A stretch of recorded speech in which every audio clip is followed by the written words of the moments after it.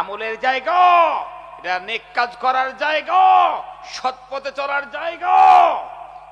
তামাশা গা নেই হে, নাট্যমঞ্চ নয়।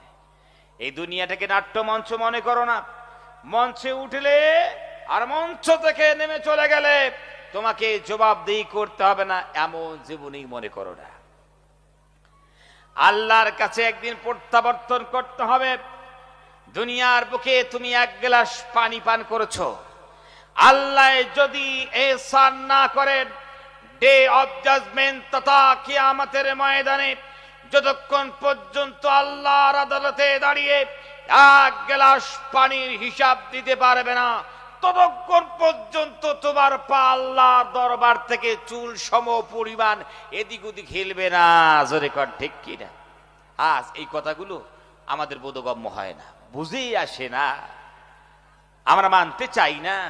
প্যারে হাজিরিন, আল্লাহ সুবহানাহু ওয়া তাআলা তিনি এত ইহসান করলেন, সত্যিকারে ভাইরা আমার, ওই ইহসানের কথাগুলো নিয়ে যদি একবার ভাবতাম, মাথা নত হয়ে যেত। সারা জীবন সেজদা অবনত চিত্তে যদি আমরা আল্লাহ রাব্বুল আলামিনের সামনে ক্রোধন করে শুকরিয়া আদায় করি, তারপরে কিন্তু আল্লাহর অনুগ্রহ নিয়ামতের ইহসানের শুকরিয়া আদায় করে শেষ করতে পারবো না। জোরে কণ্ঠে কিনা? ভাইরা আমার, ভাবনার জগতে একটু চলুন ভেবে দেখি।